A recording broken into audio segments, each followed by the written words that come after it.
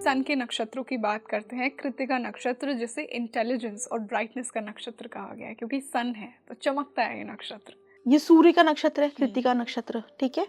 और कृत्तिका मतलब इसका जो सिंबल है ना वो एक ब्लेड है, कटर है। तो इनका जो नेगेटिव ट्रेट होता है ना वो ये है कि इनकी जबान ब्लेड जैसी होती है, कटर जैसी होती है। चंद्रमा कृत्तिका में ना ये इंसान बहुत बोल्ड, स्ट्रेट फॉरवर्ड बोलता है। सामने वाले को कितना बुरा लगेगा इनको कोई फर्क नहीं पड़ता इस चीज से। तो वाणी का अगर सेकंड हाउस से कनेक्शन हो जाए, वाणी का चंद्रमा इसमें है, सेकंड हाउस से कनेक्शन है तो बहुत, थर्ड हाउस से हो जाए तो बोल्ड लिखेगा, तीखा लिखेगा, जिससे कहीं हाँ तीखा लिख रहा है। तो ज़्यादातर मैंने ना ऐसे लोगों के चार्ट में देखे हैं जो बहुत ज़्यादा डिबेटिंग क्वालिटीज़ इनकी बहुत अच्छी होती है, जो बहुत दहाड़ के बोलते हैं, जिनको डर नहीं लगता। जैसे ममता बनर्जी है, दहाड़ के बोलती हैं बहुत। कृतिका बहुत प्रोमिनेंट है उनके चार्ट में। केजरीवाल का बहुत है। या जो ऐसे जर्नलिस्ट होते हैं जो ऐसे मुद्दों के ऊपर, टाबू मुद्दों के ऊपर अग्रेसिवली जो बोलते हैं, उनका कृत्तिका नक्षत्र। और कृत्तिका नक्षत्र जो है ना उसके जो देवता हैं वो कार्तिकेय हैं, और कार्तिकेय जो हैं वो देवताओं के सेनापति हैं। तो इनका लाइफ में जन्म किसी बहुत पर्पस के लिए होता है, क्योंकि कार्तिकेय का भी पर्पस के लिए हुआ था, क्योंकि जहां पर देवताओं को कोई नहीं बचा पा रहा था तो कार्तिकेय को एक्स्ट्रा पावर दी गई थी। अच्छा। तो इन लोगों के पास में भी शारीरिक मानसिक एक्स्ट्रा पावर्स होती है। Okay. अब ये अगर पॉजिटिव वे में यूज कर रहे हैं तो ये बहुत बड़े लेवल पे जाते हैं, चाहे वो जॉब हो या बिजनेस हो। और नेगेटिव में अगर करते हैं तो फिर इनके झगड़े बहुत होते हैं लोगों के साथ में।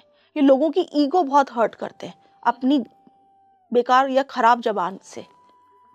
बहुत तीखा बोल जाते हैं ये लोग, जिससे कट लगता है एकदम। Exactly. वो बोलते ना आरी चल रही है जैसे, वो इन लोगों के साथ में रहता है। ठीक है। इसी से हम उत्तर फाल्गुनी की बात करते हैं जिसे नॉरिशमेंट, फैमिली और मैरिज का नक्षत्र, मैरिज का नक्षत्र है। यहाँ पे इस नक्षत्र से मतलब जो है शिव और पार्वती का विवाह का ये रिचुअल्स वाला नक्षत्र है।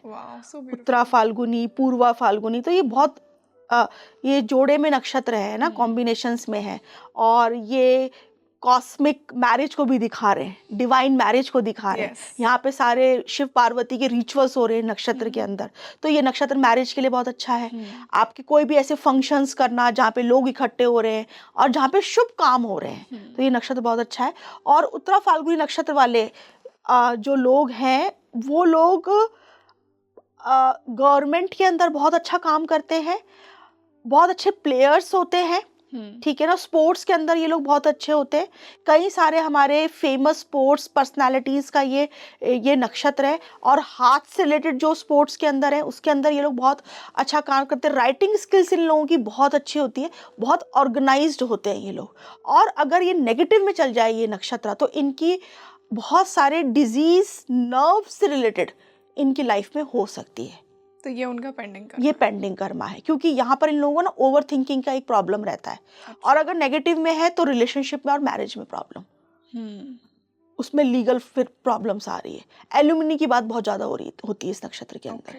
मेरा क्या पार्ट मिलेगा मुझे, कितना मुझे मिलना चाहिए, यहाँ पे सारी लीगल फॉर्मेट में बात हो रही है फिर। तो ये इनका पेंडिंग कर्मा बहुत स्ट्रांग बनता है यहाँ पर आकर। इसी से हम सन के लास्ट नक्षत्र की बात करते हैं, उत्तराषाढ़, जिसे धर्म का नक्षत्र भी कहते हैं। धर्म का नक्षत्र है और ये फाइनल विक्ट्री है। पूर्वाषाढ़ में बिगुल बजा था। अच्छा। युद्ध चालू हो रहा है, उससे पहला वाला नक्षत्र है ये। उत्तराषाढ़ विक्ट्री।